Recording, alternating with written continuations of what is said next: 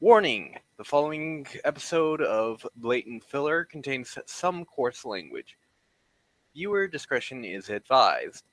Additionally, we will be covering heavy amounts of spoilers for the following series, so you may want to have watched the following series before listening to this podcast episode.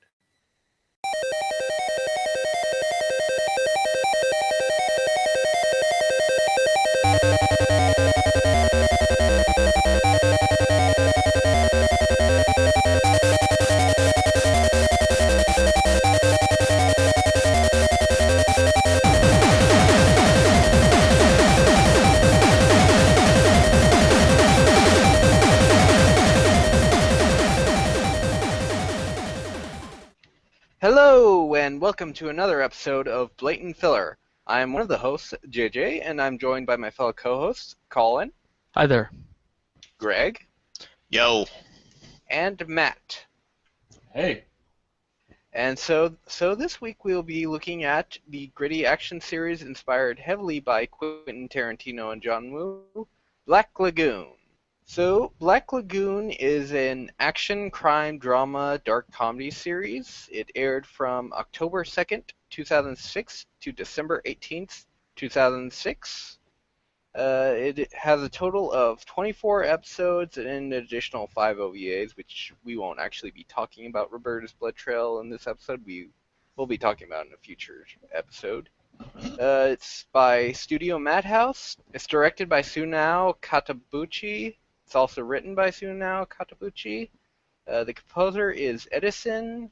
It's licensed by G-Neon Entertainment, though it is currently licensed by Funimation. And the original work was by Hiroe.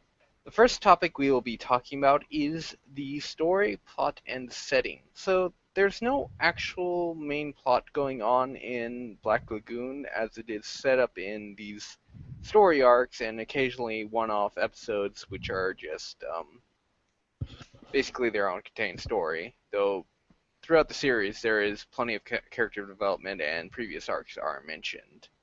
So, how do you all feel about the way this series is set up? Well, it's basically a slice of life featuring terrible people in a terrible place. Yeah, that is actually a perfect description of it. You're It's welcome, like- for that, Colin. It is basically, okay, here's what's happening this week, and that's all there is to it. It's got a lot of the similar aspects of a slice of life series, only it's more graphic. Yeah. For me, it bothered me at first. I am a big fan of stuff with long, overarching plot threads. But once I started thinking about each, arc as its own kind of crime caper movie, or however you want to see it, it started clicking with me a lot more. When I stopped looking for an overarching, real long, 52 episode grand save the world thing and just went for 3 episodes on how they screw this up, it became a ton more enjoyable. Well, the big thing about the series is it is actually heavily inspired by Quentin Tarantino and John Woo, as well as some real reports of pirate attacks. So it definitely has a lot of the action movie aspects to it. Sometimes to a fault, but it always sticks with the general tone of an action movie. Honestly, there's a lot of areas where I don't think it really fits into an action movie sort of vibe. There's a lot, especially with a lot of the character development aspects that go on, especially towards the end of Season 2 with Rebby.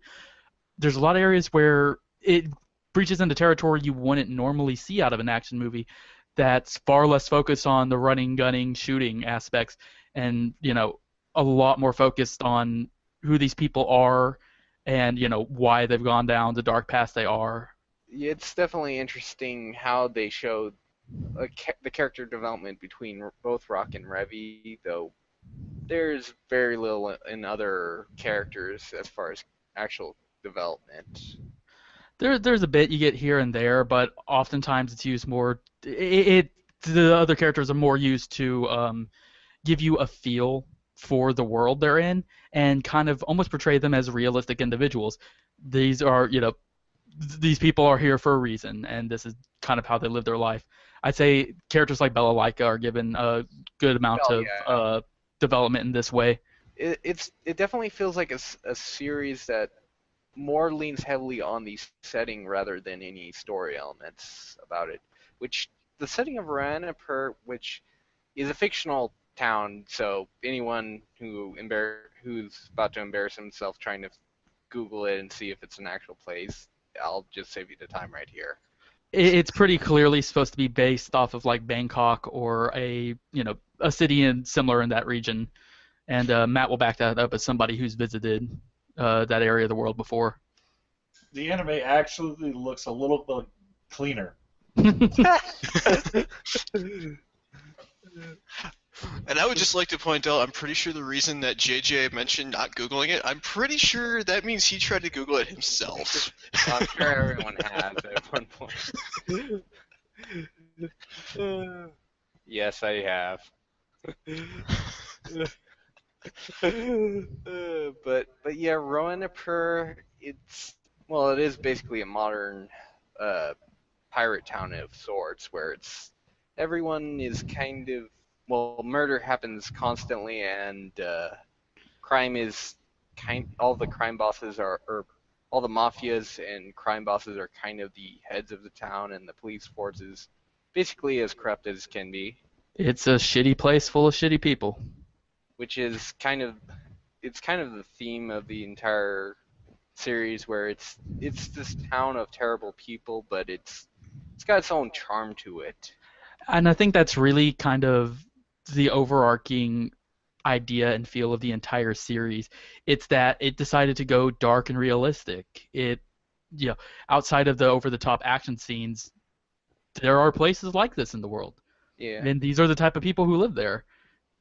And that's something that's kind of out of the ordinary for anime. It's a medium that you see is just so much completely fantastical that it's rare to get anything realistic, much less such a dark realistic. Yeah, it's definitely one of the more interesting settings I've seen from a series, and it just oozes its own personality to the point where you could probably consider it its own character. Yeah, I'd say this is definitely a setting that you could make that argument for. I would third that agreement. Well, I can't really think of much else to say about the story and plot. It does have some interesting ones here and there, but a lot of it's different, more arc-based, where, okay, what's the current arc of the week? That's the story we're focusing on, and then there's a little character elements between Rock and Revy that sort of carry over, but otherwise there's just brief mentions of the previous arcs. Right, and a lot of them are, and I think it's, arc into arc into arc without an overarching thread, just kind of goes to push forward the idea that this is just these people's lives. There's no one momentous event that's altering them in any way. This is just how they live and how they will until they die type deal. Yeah, it's basically like we said before, it's basically a darker slice of life with guns. Right. Well, Yeah, really, and that the one major event is Rock getting thrown under the bus. yeah, That that's sounds terrible coming through your mind. Yeah. but yeah, and Go that keep actually closer. the kind of the arcs and the lack of those large defining character changes that actually works really well together. That the fact that it's people changing really slowly rather than someone going through something horrible and then being like, oh yeah, I'm a different person now. It's much slower and gradual, and the arcs work really well to establish that and to Yeah, and kind of even link into that. aspects like how they mention Rock is kind of in the twilight between a normal person and basically what everyone else in Roanapur is at this moment. It doesn't happen outright. It just gradually happens over time. Yeah, I think a lot of that is because Rock, and I guess this sort of should go into character discussion, but Rock is basically the narrator or the bridge between the viewer and this world that he's been thrown into. You know, he's normal enough that we can relate to him, unlike most of the characters in the show, but he gets in there and starts to understand and gel into the world along with the reader. Well, we might as well move into the characters themselves. I don't think there's really much else to say about the plot and setting. I mean, not unless you want to go into the individual arcs, and I think a lot of that is handled through the characters or the overall themes of the anime more than necessarily plot. Yeah.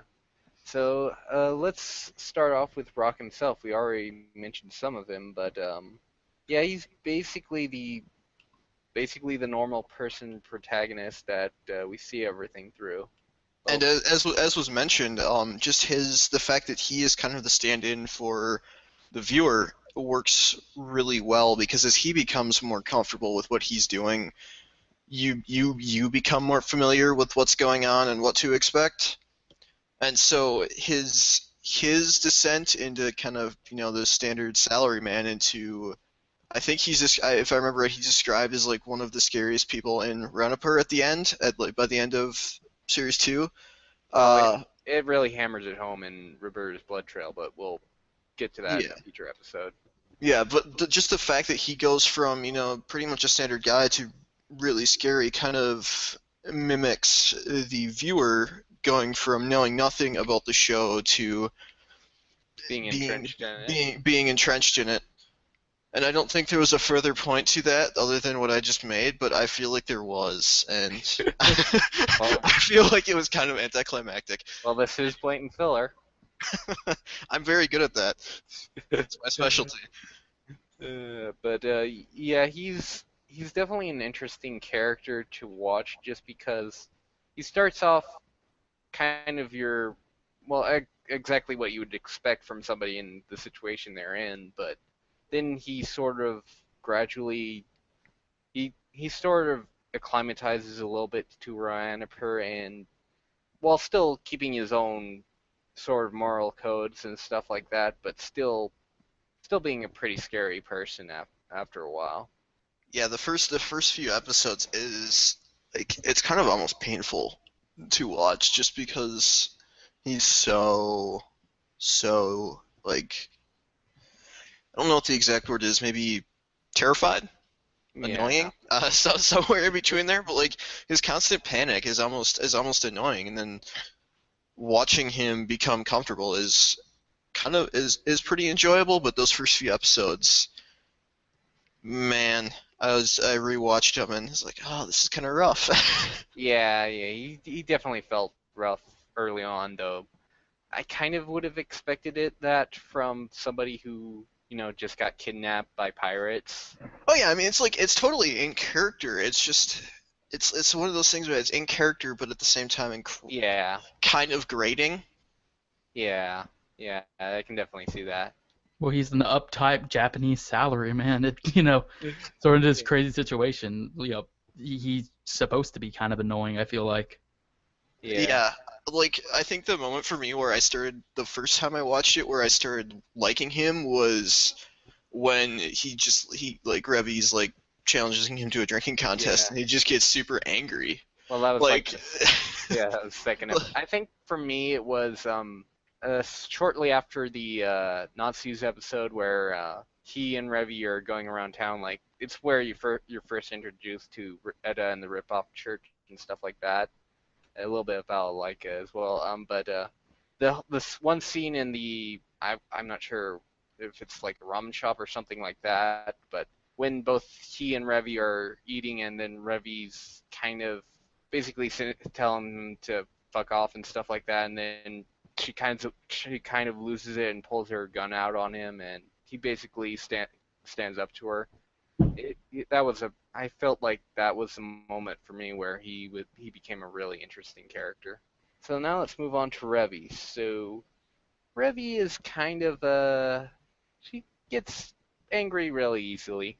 I think that's an understatement. Yeah, it's kind of basically a born and bred psychopath who, you know, has given up any trace of her. Well, not any trace, but the vast majority of her empathy in order to simply survive in the horrible world she grew up in.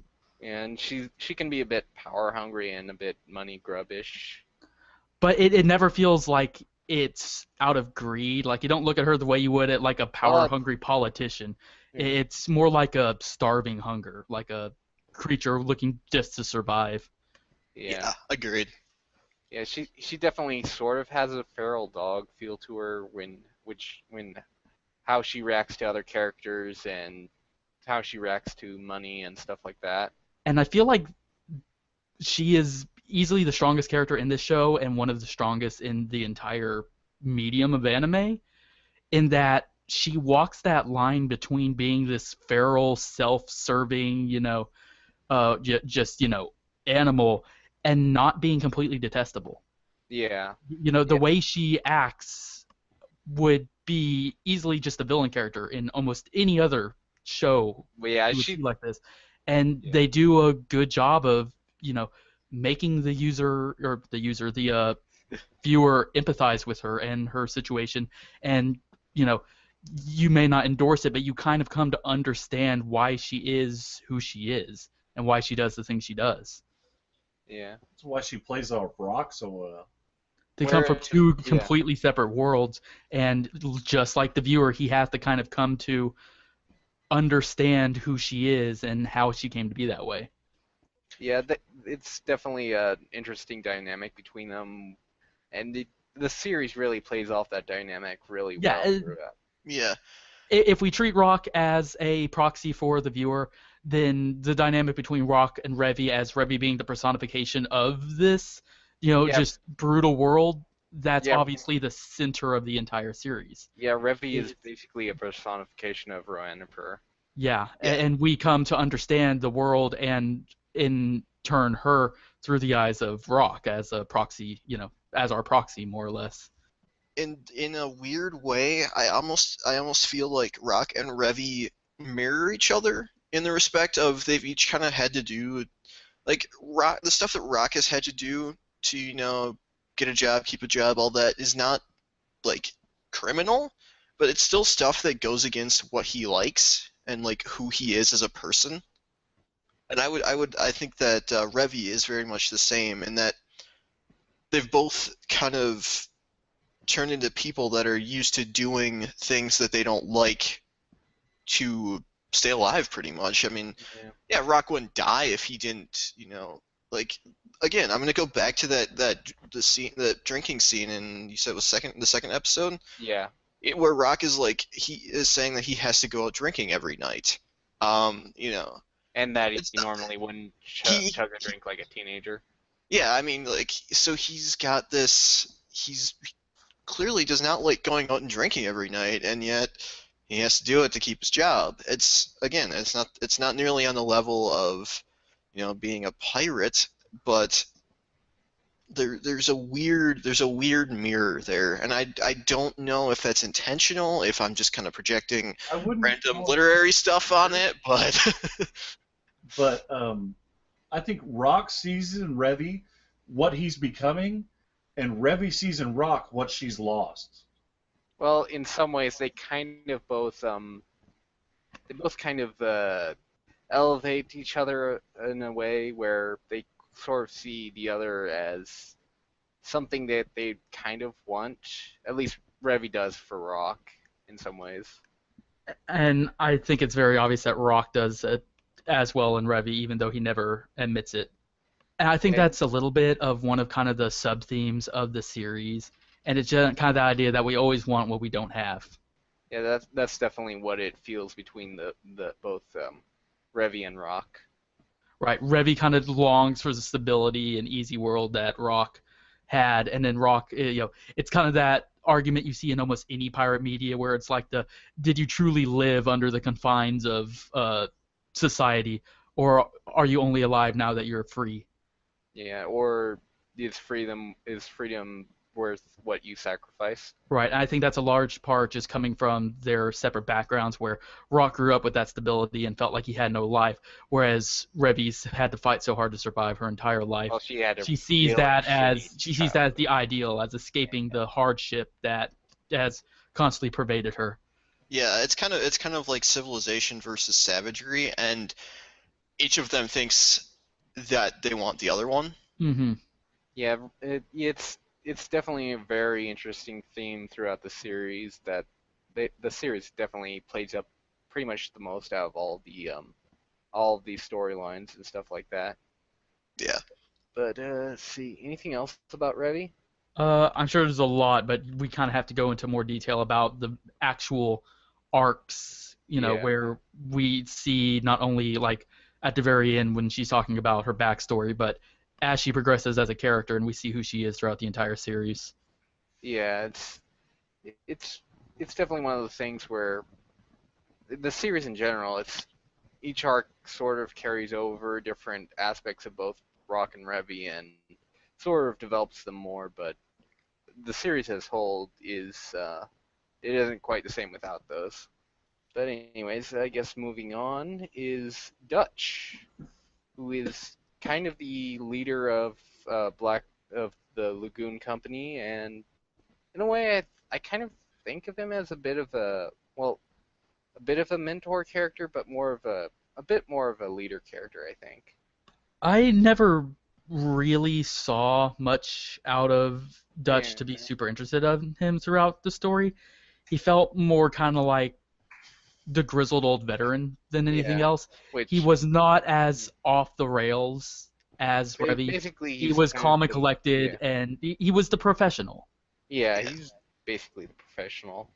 Yeah, I Whereas mean he's literally just kind of, I don't want to say generic, but he's literally just a Vietnam veteran. He's just kind of, I mean that's literally like the fatigues he's wearing and everything are Vietnam era stuff. And if I remember right, I think that's actually his backstory. He yeah, he he's from deserted he Vietnam. deserted in from Vietnam. I mean that's just kind of his note. That's who he is. He's just Yeah, Yeah, and I think he's more there as a role filler than yeah. any type of like dynamism. He's just another aspect of the fabric that makes up what Roanapur is, and I think he's also meant to kind of show the maybe a little bit of the history of the U.S. in that region and yeah, what kind of remains of our influence there now. yeah. That would make the most sense given that I think he's the only really other American character we see on Rowan Per. No, we see others. I mean, Oh yeah, just in their crew, you've got Benny, but Yeah, yeah. Well, Benny's there. Benny, yeah, who represents. I think if we move into Benny, he just kind of the same deal. He yeah. feels much He's more like a role filler. Oh yeah, He's Benny there is more just to personify. Benny is the hacker man. Yeah, he's there to personify that element, kind of the modern crime and the situation that would lead somebody. I was a computer science student at the University of Florida to end up in a place and situation like this. And yeah. once again, I think he's there more to push forward the role and be an auxiliary character than a main focal point, even though he is on the main crew. Yeah, he definitely doesn't really have as much character development as either Rock or Revy, but the same could be said from Dutch as well. I feel like Well, both him and Dutch are there to help push forward the other two.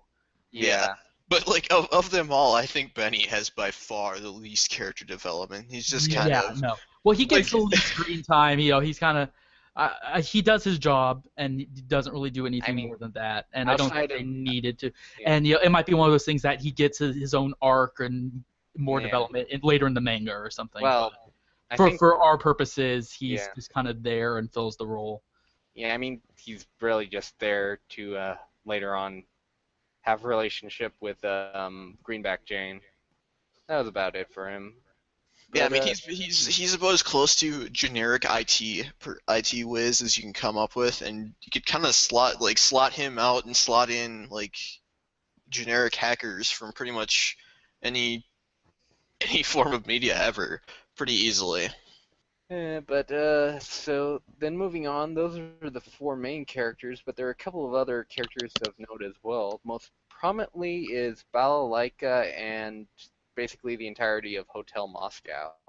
One of the things I really love about this series is how much they play out how frightening Hotel Moscow is, and specifically with Balalaika as well.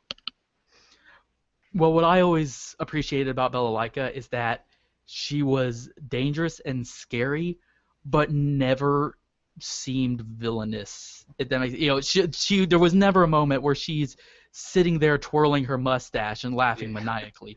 It's just this is her day job. She has her reason, she has her past that led her down this road.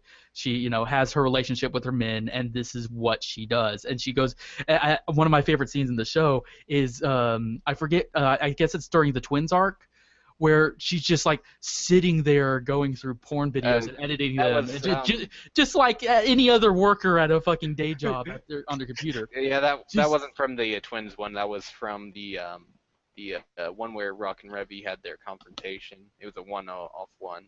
Though Okay. they kind of Yeah.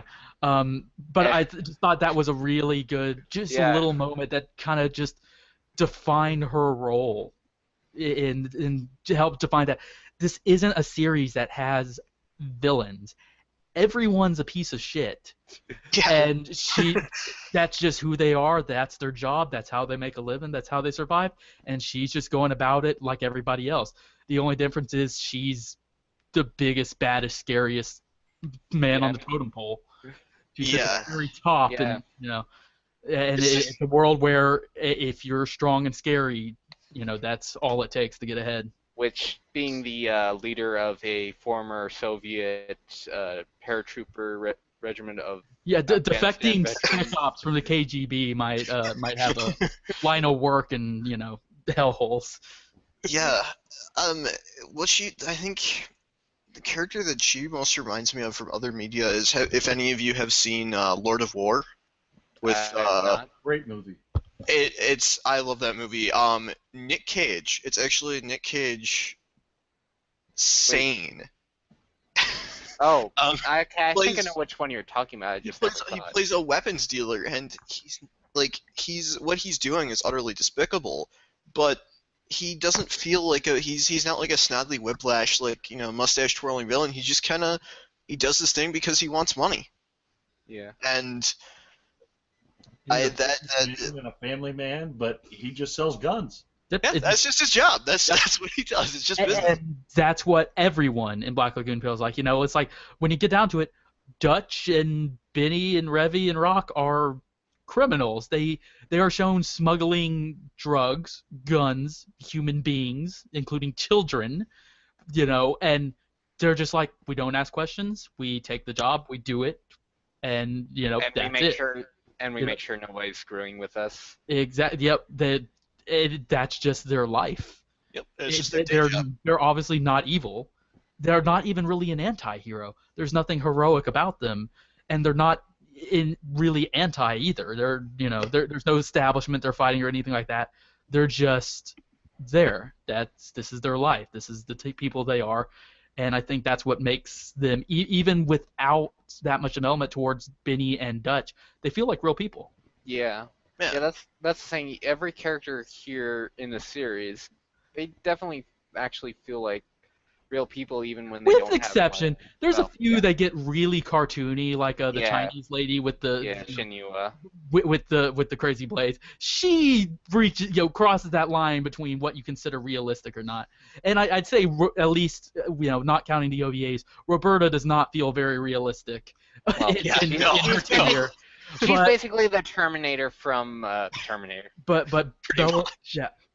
Revy, Bella Dutch, the triad guy, Mr. Chang. Yeah, the majority of the characters you deal with do have that element of realism about them, and even some of the more crazy characters, when you get down to why they're around, do have an element to them that you kind of. I think the twins really, really personify that, where it's like this is completely nuts, but this is something that exists. Yeah. And that even then, it's like they are pure evil, but in a way that's not villainous. It's just like this is what they know and who they are. So that's pretty much about like in Hotel Moscow. They're definitely sort of pretty personified as the scariest thing in Roanapur, even though every other character you'd probably be shitting yourself if you ever talked to. But let's see. the only other character I can really think of that is outside of just a few arcs that is mentioned a bunch is Edda from the Ripoff Church. So Edda, she's the basically the nun character from the Ripoff Church, but she kind of personifies that even the church is pretty into the dirtier sides of Ranipur. So, Okay. Yeah, I love the Ripoff Church so much. Like, there's something about it. I can't place my finger on it, but there's just something about it that Nuns with guns. nuns with guns. I think as far as the thematic elements concerning, and it's not really for Edda specifically. I don't think her as a character is that big of a deal throughout the series. Yeah. But the Ripoff Church as an entity is more like, this is a world so shitty even religion isn't on it. Like even like the church is one of the biggest rings of the whole shit pile here, and I think that's very. And you're introduced to it very early on, and it's just one of the biggest indications of what Roanapur is, and what these people are like. Where even the last bastion of hope you hope to see, a shred of humanity, and in this world is right at the center of what makes it awful. Yeah, smuggling drugs and guns. Mm-hmm. And once again, they're just kind of, yep, that's what they do. They're still a church. Like it does show that, yeah, they're still praying and actual, religious individuals with, not Edda as much as, the leader and everything like that, but they live in this world. This is just normal. It's definitely an interesting aspect of Ranipur where every element is kind of covered in the same level of just the darker sides of society. But let's see, any other characters we want to talk about? Like, well, we kind of already mentioned Roberta and Shinua, but unless we're talking about the OVAs, which we won't be for a while, there isn't really much to mention. Yeah, most everybody else is kind of just like a one-off, or kind of like Biddy and Dutch, fill a role or just help further personify Roanapur. There's nobody else, at least as far as I remember, that I feel like really has enough complexity to them to warrant discussing them in detail. I'm sure Learch does, the High Irishman. He's in there for one episode, and he's always the greatest. Matt, was it Trevor Duvall who voiced him? Yes. Okay, yeah. Yes. Me and Matt have had the pleasure of interacting with his voice actor quite a bit, and you'll be happy to know that his voice actor is just as entertaining. But that entire scene where he's high as fuck, and he's just spouting so much nonsense while he drives way fast is probably one of my favorite scenes in all of anime. Any character named the High Irishman is just fine with me. Well, he isn't actually named that, but I don't care. That's his name in my head. That's the only name you really need to know him by, because he's only really there for... I just love that they had so much fun with those one-off characters. Yeah, the one-off characters could get pretty fun, like Bao, the guy at the bar whose bar is constantly getting blown up by, usually when Lagoon Company is there, or in some relation. Or when they had the hit out on Revi and them, and they're running from all those assassins. Yeah. Every character in there, that was like a fighting game roster. There was so much just interesting and nutty stuff going on. Oh yeah. Is it just like a rule that like they always have to have like the cabbages? Like, he's the cabbage guy. Yeah. Like, and I love it. His bar just keeps getting blown up and repaired, and as dark as the series is, it's not afraid to have fun, and I think even that goes a ways to help personify the series as a whole. It does still have a fair amount of comedic elements to it, the series as a whole. Now, it's not as much as Jormungand does, but still, they can be pretty funny. But anything else about the characters? Not off the top of my head. Same. All right. Nothing. So now on to the animation, which honestly I feel like this the series itself came out back in 2006, but I honestly feel like the animation still holds up pretty decently. It's Madhouse. Yeah. You don't really need to say much more. Madhouse doesn't make bad-looking anime. And this is also one of the few that had large enough budget to get a second season, so there you go. No, compared to other things we'll see from 2006, like Udawa Rerumono, this show looks damn good, and it easily still holds up today. Yeah, I think if we're going on anime from previous years, like something like Ghost in the Shell Standalone Complex and Last Exile still look a bit better, at least on the animation of both of those. Not the CGI has definitely aged on both of those, but it definitely feels well aged from 2006, or from a series that came out in 2006. Let's put it this way: I don't when I put in my Blu-ray of Black Lagoon, I don't go, "Wow, this looks mid 2000s." Yeah. No, I'd say it's easily on par with stuff from the early 2010s. You know, like you could put this side by side with Steins Gate, and they look pretty on par. Yeah, and just just the fluidity of the animation, like every action scene looks damn good. Just the way the choreography of the scenes, they all fit really well, and they each like every one of the gun scenes or the gunfight scenes all felt really good. Yeah, and I mean, once again, Madhouse, they kind of do action really well, but they put a lot of effort and budget into each and every action scene. So yeah, the action is very fluid. Another thing I like about it is even though it's a very dark scene and there's a lot of darker colors, Roanapur always has at least some color going on in it. Whereas when we see Japan, it's a lot more grayer colors and grayer, just a lot of gray. Yeah, and I think, you know, that goes along with some of the series' more primary overarching themes, where it is, you know, the boring, safe, stable world of Japan versus this, you know, much more dangerous but more vibrant and colorful world. And early on in the series, you have they actually kind of bring it up. It was the episode they're smuggling something and being chased by like the mafia group or whatever, and they're going through like some of the backwater estuaries off the South China Sea, and Dutch is just talking about how beautiful it is and the waters around there. Like if you jumped in, it would be just a world of color. And you know, Rock kind of reminisces about how different it is from where he grew up, and I think that's a lot of symbolism going towards, you know, you know, that stability versus freedom idea that the series is so rife with. Yeah.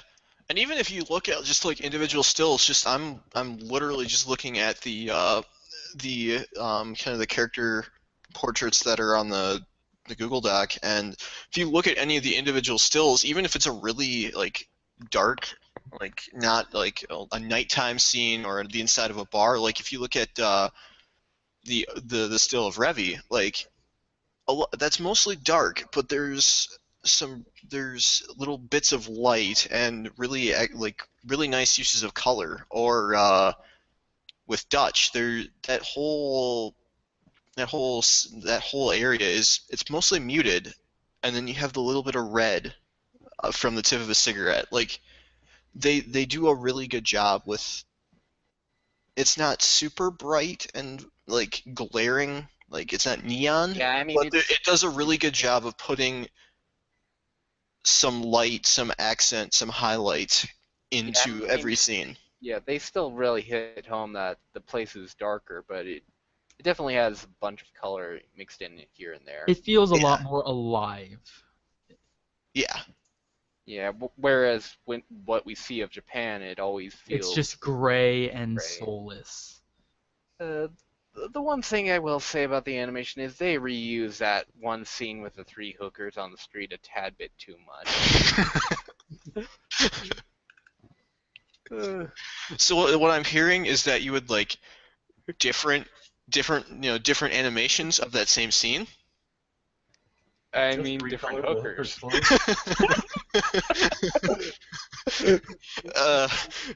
Things to improve. More hookers. But going back to that, it's just I felt like they kind of they did kind of reuse that scene a bit too much, but I suppose that could be for budgetary reasons. Ooh, Yeah, but they obviously yeah, put the majority of their budget into scenes that really mattered, well, like the action or yeah, large story elements. So I they don't fault them definitely, for but yeah, they for definitely. accent scenes reusing elements. Okay, now let's move on to the sound design. So, let's see. So let's talk about the dub first, because it is damn good. Okay, so like I mentioned, Matt and I got the chance to sit down with several of the voice actors from the show, most prominently Marika Hendricks, who voices Revy, and they went into a good amount of detail with us about the dubbing process of this show, and that this is one of the animes they kind of got to ad lib a little bit on, and that they use that to just get as into these characters and make them as just profane and Yeah. just Don't quote me on this, but I think Mareka even got a small writing credit because she rewrote so many of her lines. Hmm. Well, I can definitely see that because there's a lot of references peppered in here and there that definitely didn't seem like they were from the original author. right. But yeah, this, and I've mentioned it in at least the high not the Devil's a Part-Timer show. This is one of the other series that I'd put up on that very small group where I believe the dub is better than the Well, subs and the, helps drive yeah. the series Well, forward. the dub is great, but it just feels like it fits better with what's going on in the And I setting. think a lot of that has to do with the voice actors really having a little bit more freedom to get into character and act out how they are. Yeah. Even then, it really fits the setting. It's kind of like how Baccano is set in New York, but the actors really fit the setting a lot more Hmm. than if you heard it in Japanese. Right. And that is one of the things in a place like this, you probably would expect to hear a lot of English where it's just a gigantic melting pot of all types of cultures. It'd be odd, a bit more odd for them to, okay, so we have a crew made up of a Japanese man, a Chinese American woman, IT guy from Florida, and a Jewish Vietnam IT. veteran, and they're all speaking Japanese. Yeah. Like Yeah. the English definitely does fit, but I think as far as the dub's quality Yeah. goes, it the vast majority of what it is comes down to just how well the major characters are portrayed by their English voice actors. Yeah, it's really well done. Yeah, and one thing I always find funny is a lot of the voice actors and actresses, they had a lot of roles in different like Barbie series and My Little Pony series. Hmm. So it's always a fun little uh, discourse to see that. And Yeah, it's a funny thought when you consider Revy went and did My Little Pony. yeah, Barbie, My Little Pony, Black Lagoon. Death Note. Also, You Death know, Note. They actually a lot of the voice actors were also in Death Note as well. Yeah, well, I guess that just goes to show you the range of characters you have to be able to do to be a professional voice actor. apparently. Successful one. Yeah. Well, yeah, successful one. But yeah, specifically on Marika's Revy, I feel like that was just much like I talked about Emmy's portrayal in Devil's a Part-Timer. I think she went a long way to making that character even better than she was in Japanese by just loaning so much of her own personality there. Just defining the character by the way she acted and sounded, and what she said in these various situations. Well, the same with Brad Swale. Yeah, okay. Brad Swale, he definitely brought a lot to Brock's character as well. He definitely had a lot of the more innocent tone to him, but also, well, he played uh, light in Death Note, so he definitely can do a bit of the more darker side as well. Yeah, and Rock's a tough character to do because you kind of have to match his slow dynamism throughout the series, and I do think it was a very good portrayal of a character of that, type. That's a difficult thing to do. It's one of those where generally I've seen dubs where if the character is dynamic, they switch too fast, or they just don't switch at all. And it's a tough tightrope to walk, and I believe it was done very well with this series. Yeah, and Patricia Drake as Balalaika also really did the character pretty well. Mm-hmm. Like she was never she always had a bit of an elegant tone to her, but she was never overbearing, and she always and when she was very dominating and her presence was almost frightening. Patricia Drake really nailed the tone. Yeah, it was a very good portrayal of, like we were talking about earlier, that scary without being villainous. And then Tabitha St. Germain as Roberta was also pretty solid. Yeah, and Tabitha, she's one of those other voice actresses that went on to do My Little Pony. Yeah, there actually was quite a bit of crossover there, but yeah, her Roberta was a good presentation of that character, which was a character with just a lot of range within the single role, because she was calm, collected, and servile for the majority, and then just went hog wild. Yeah. And again, with Roberta, we'll cover more on Roberta's Blood Trail in a future episode, so she'll get more spotlight then. Alright, next up is the soundtrack. So honestly, it had a pretty good, decent soundtrack. Well, I'll go back to the the argument again. It's Madhouse. When was the last time you watched a Madhouse show and the soundtrack wasn't really like on point? They're pretty consistent with that. And this was just another example of them hitting their mark. There's nothing in the soundtrack that like stands out to me in a way like Kill la Kill or something like that would have. Well, I mean, Kill la Kill. Yeah, it always. Out there. Yeah, but Black Lagoon's always helped get me into the scene and help set the tone and everything. And I think that's all you're ever really looking for out of a soundtrack. Well, yeah. Specifically, like the OP and ED, specifically the ED, it always is a huge mood setter because the song starts playing almost right a bit before the episode ends, but while there's still stuff going on. So you always get this gloomy feeling as it transitions to the, like okay, here's what's going to happen next time, and then here's the soundtrack. Or not, here's the ending, and it sort of fades to black, and then you get the scene of Revy basically having a slow shootout on the beach, but you only see your feet pretty much until the end. I think it just goes back to remind you of the setting. You're in this world, like we said, we talk about how much color's there, but it reminds you how bleak their lives actually are. Honestly, I'd say it's probably one of my favorite closings, even though there really isn't much to the song. It's just how it sets it up with that starting before the episode officially ends. I just really like how it does that. Yeah, that was always a good lead into the end of the episodes and really did fit the mood of this show very well. Now, the opening I really liked as well, even though it was a tad bit Englishy, but it really hit the tone of what's going on with the characters and the action of the series, pretty much. Anything else about the soundtrack or the openings and closings? Nope. Like I said, I think it was great the whole way through, but there's nothing super standoutish about it. So let's see. Moving on. What were the impacts, and how does this series fit in its particular genres?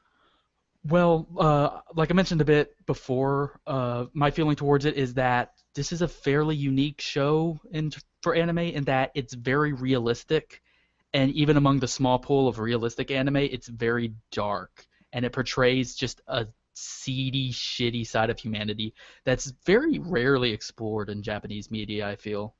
Yeah, it's... And the other half of that is that oftentimes when it is explored, like, the best example that comes to mind for me is the Yakuza games, it's often shown to be very cartoony. Yeah, it's never taken as serious or realistic as Black Lagoon shows it. And there have been a few series that kind of ape Black Lagoon that have come out since. Yeah. The one that sticks out in my mind, the largest is Gangsta.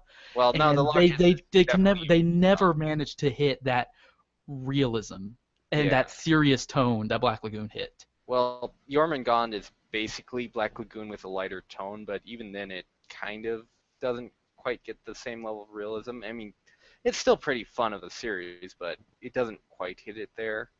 Yeah, But and yeah, otherwise the standout characters I feel are still a couple of the strongest you're going to see in yeah, anime period. I feel like Revi easily ranks among the elite, if it's not at the very tip top. Beyond those, the action was fantastic, but I don't think it is yeah. anything to. It's not like One Punch Man, where you're going to go out and tell somebody they have to watch this series Yeah. for the amazing fight scenes and stuff like that. I It's mean, the pretty fight cool and it scene's adds to still it, pretty good, but but you know, yeah. I wouldn't even put it in Madhouse's top five in Well, terms of no. action scenes in I a mean, series. if when I think of Madhouse, it's kind of the main series I think of when I think of them, but it's definitely not quite their best work, I'd say. Right. When it comes to uh, this series, when I think of it and I recommend it to people, it is always based off the characters, its realism, and it's just how different it is from most anime you see than I do for like if I'm suggesting somebody One Punch Man, I'm like, dude, the animation is the most gorgeous you're going to see out of Japan. That is not the case with this show, and Yeah. obviously we said the action scenes are great, they're fantastic, but I don't feel that's the heart and soul of what makes this series as good as it is, and I feel this series is far more unique than that. Yeah, Well, and it goes back to what you said at the beginning. It's a slice of life. Hmm. yeah, it's a dark, dark action series slice of life, pretty much.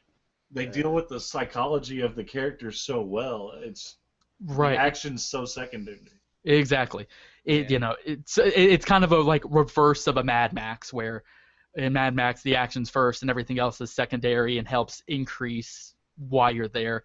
This series very much the characters and their portrayal and the world were obviously first. yeah. It's definitely where the setting and the characters went forward before the plot. Right. How would you compare it to other series in its genre? Well, we kind of mentioned that. Anything close to this series, I haven't felt was as good. Like I watched through Yeah, Gangsta, and Gangsta started out, it felt like it was Black Lagoon that was trying too hard, and then just kind of fell completely apart and didn't yeah. even have an ending. So Well, there's like the not, studio did go under, but yeah, but besides being very similar in what they set out to do, Black Lagoon just tops it in every yeah. area. I mean, I Um, love Jormungand, but it's kind of in the same boat where it isn't quite as good. I mean, yeah, I'd still put it far better than Gangsta was, but mhm, it definitely wasn't quite there. Well, right. yeah, No, yeah. D- like we've been saying, this is a pretty unique series. Anything else similar to it often feels like it's something aping it. And you can find elements of what it does in other series. Like if you just want a series about terrible people, Desert Punk hit that pretty hard, but there's obviously areas where this differs from Desert Punk significantly.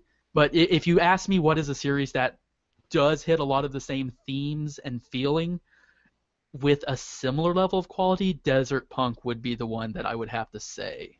okay, well, I would I say it's guess. pretty comparable to Bacchanal. Oh yeah, Bakano is the one I usually put side by side, but that's mostly for basically the level of violence they both have and the well, Bakano has a lot more gore in it than Black Lagoon does. But I would also say that the fantastic dub of both of them are probably the two best I've heard. Just Yeah, the top two.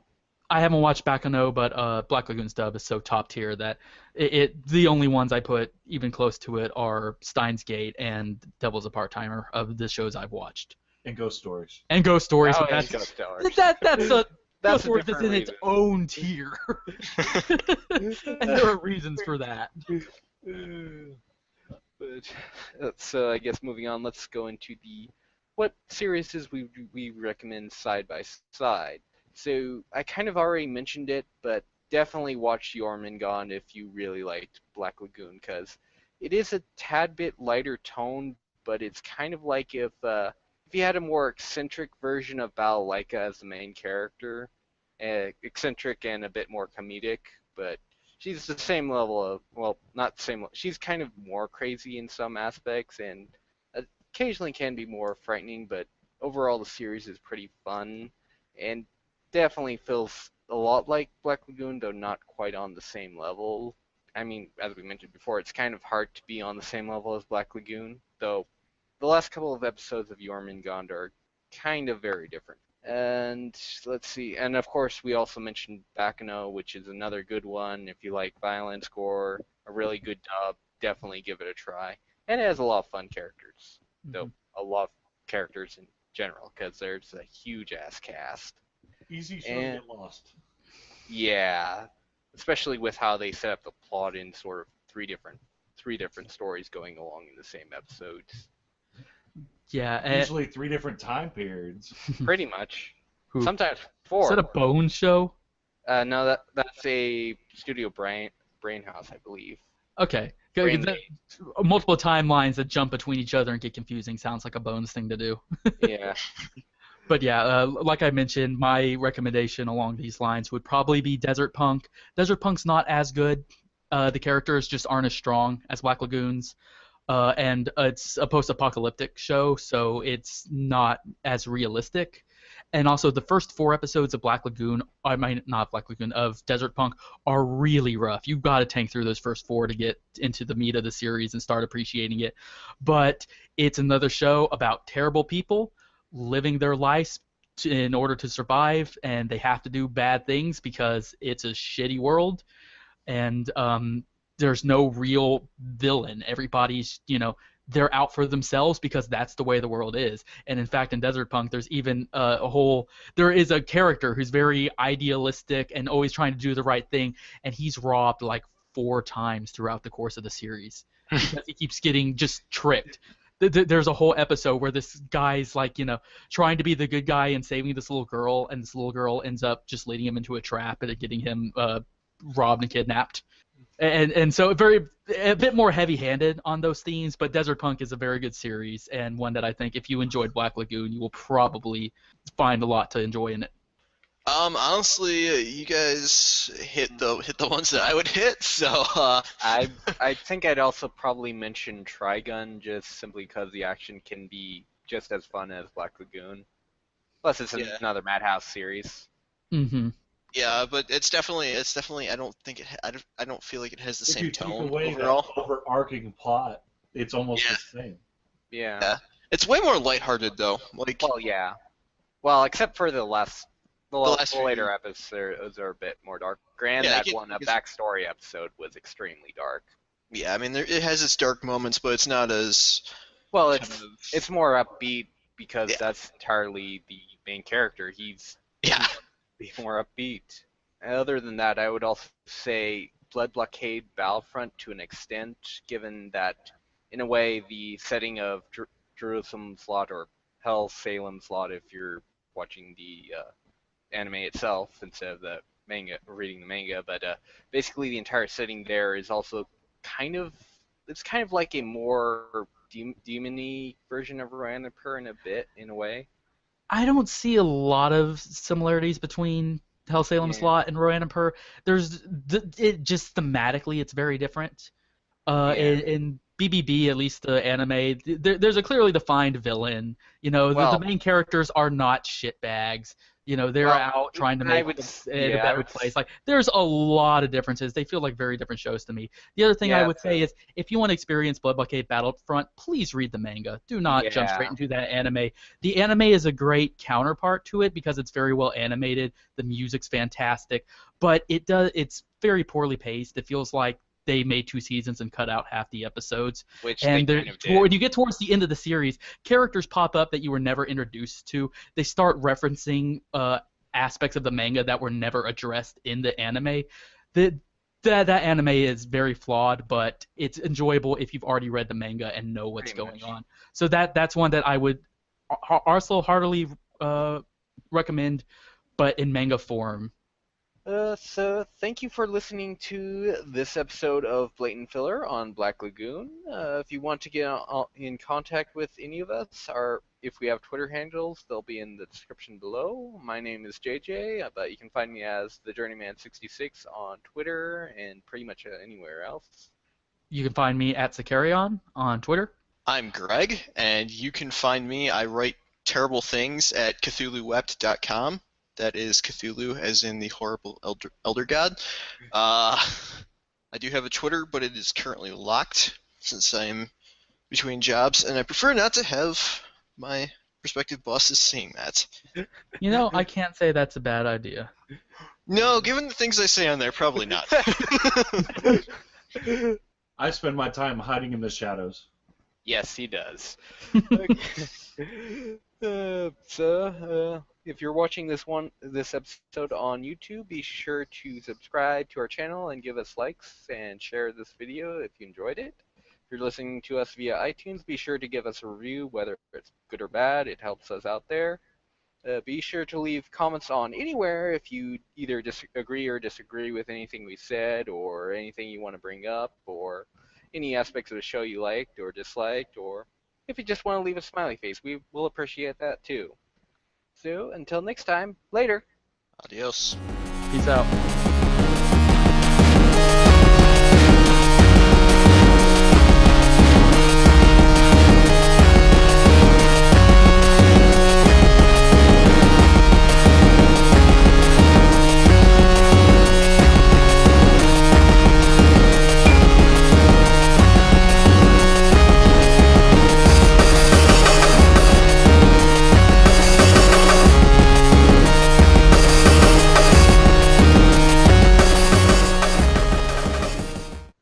Yeah, I sound kind of slow. Well, you are kind of slow.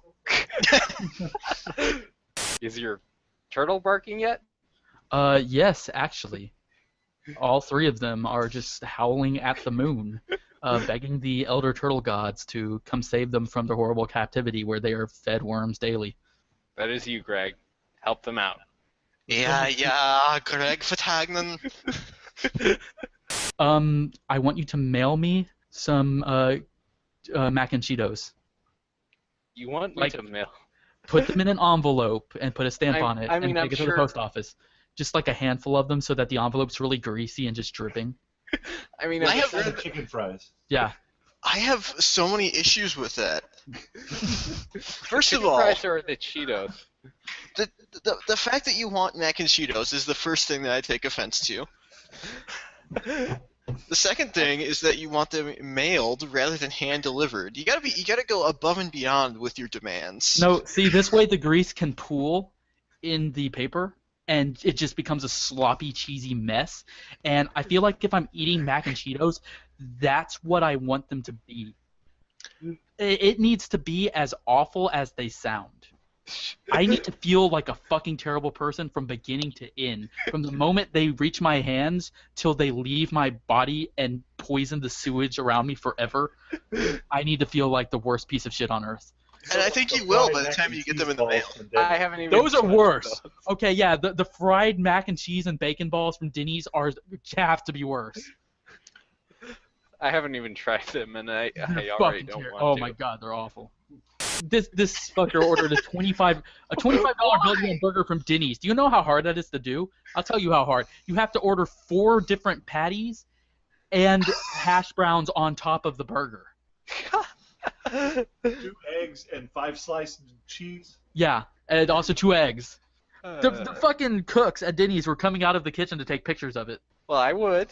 He ate the whole thing in like 10 minutes. I used to worship a squid god, and I find this disgusting. Greg, he used to worship a squid I god. would have put that on there too. He finds you offensive. Should we make squid burgers for 4th of July? Absolutely. Should I get that dried cuttlefish from Walmart that just smells like death? Yes. This is Yes, religious, okay. this is religious persecution? I think Cthulhu would want to be persecuted. Hey, that's okay. I eat my own god every Sunday. Jesus Christ.